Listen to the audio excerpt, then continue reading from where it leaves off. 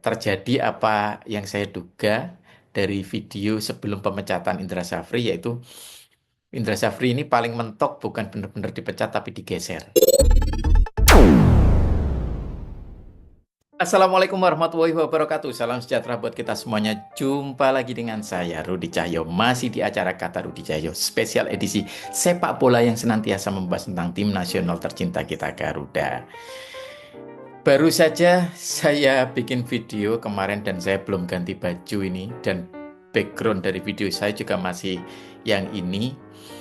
Ini seperti dugaan dari video saya sebelumnya, bukan video yang paling baru ya, tapi video sebelumnya saya sudah bilang bahwa sebelum Indra Syafri kemarin itu diberhentikan atau dilepas kalau istilahnya PSSI, saya sudah menduga bahwa PSSI ini sangat ketimuran banget dan mungkin akan sulit memecat Indra Syafri. Dengan kata-kata yang halus kemarin saya pikir Indra Syafri ini akan benar-benar lepas 100%. Tapi ternyata saya belum sempat kering. Atau kalau keringat itu belum kering ya. Atau kalau bikin video itu eh, baru publish beberapa jam kemudian saya harus bikin video lagi dengan background yang sama, dengan pakaian yang sama. Terjadi apa yang saya duga dari video sebelum pemecatan Indra Syafri, yaitu Indra Syafri ini paling mentok bukan benar-benar dipecat tapi digeser.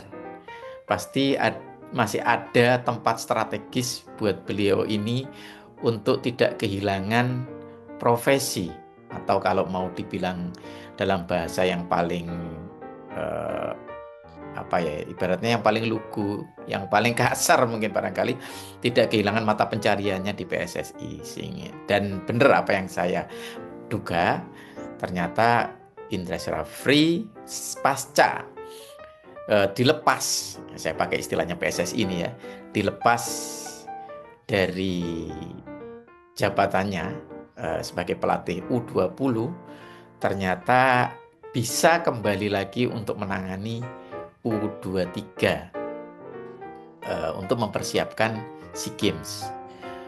Mungkin pertimbangannya PSSI dari track recordnya Indra Syafri ini, orang ini masih mumpuni mungkin ya di level regional Asia Tenggara. Artinya masih cukup bertuah, atau mungkin bisa juga dibilang membawa hoki kalau pakai istilahnya Akmal Marhali ya. Nah, sehingga kemudian dipercaya lagi untuk mengasuh tim U23 untuk SEA Games.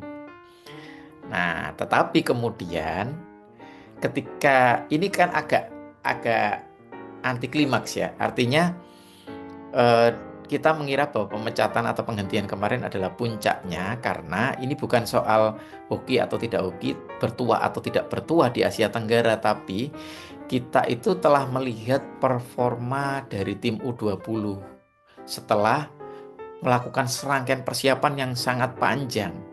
Kalau seandainya kemarin Coach Indra ini tidak banyak melakukan persiapan dan kemudian U20 keok, itu masih oke untuk digeser mempersiapkan SEA Games. Karena mungkin dari pengalaman tersebut atau dari persiapan sebelumnya yang U20, Coach Indra bisa belajar memperbaiki berbagai kesalahan untuk U23. Tapi kan kemarin TC, mini turnamen, keliling berbagai negara kan sudah banyak.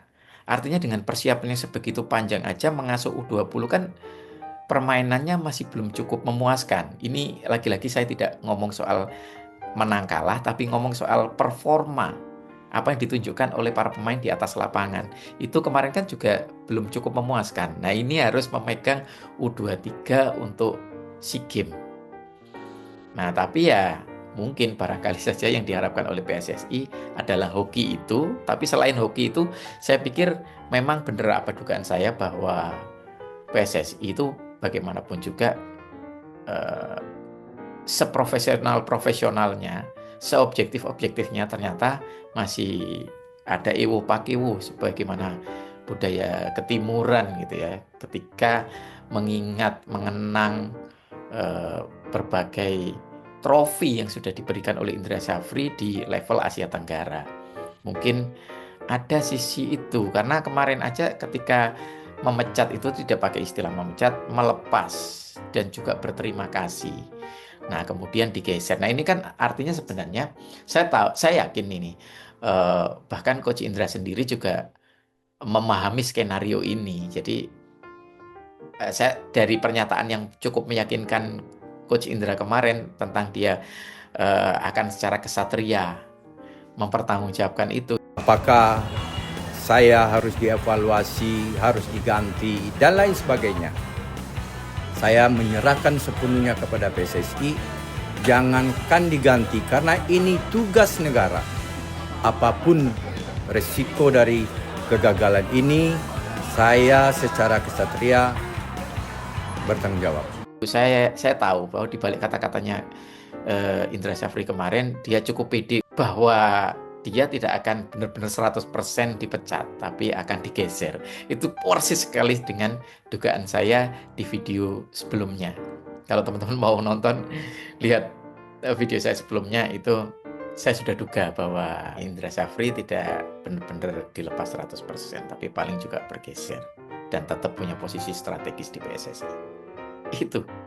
Dan video ini saya pikir cukup singkat, kayak video sequel ya, karena saya baru kemarin mempublish video pemecatan atau pelepasannya, tapi ternyata sudah direkrut kembali. Dan yang kemudian jadi pertanyaan publik itu adalah soal Gerald Van den Berg ya, yang kemarin mau didaulat jadi pelatihnya U23, tapi ternyata masih belum start ya. Artinya mungkin barangkali Gerald Van den Berg masih dimasukkan di timnya Patrick Kluivert untuk menangani tim senior, karena yang U23-nya masih dipegang oleh Indra Syafri. Meskipun barangkali saja bisa jadi pengelolaannya U23 ini diserahkan Indra Syafri untuk atau hanya untuk mempersiapkan SEA Games. Tapi untuk U23 secara umum mungkin nanti diserahkan oleh Gerald Van den Berg. Tapi kan agenda berbenturan kalau seperti itu. Nah, mungkin barangkali saja, saya tidak tahu ya, mungkin sudah diperhitungkan soal jadwal U23 itu nanti apa agenda berikutnya, apakah persiapan Piala Asia atau apa gitu ya. Mungkin masih jauh, sehingga yang terdekat diberikan ke Indra Syafri sebelum nanti pasca SEA Games akan dikembalikan ke Gerald Van den Berg. Tapi ya, apapun itu, yang bikin saya nggak kaget, ya ini seperti dugaan saya, sebagaimana video saya sebelumnya. Ya, gitu aja untuk hari ini. Sampai ketemu lagi di video selanjutnya. Terima kasih sudah menonton. Assalamualaikum warahmatullahi wabarakatuh.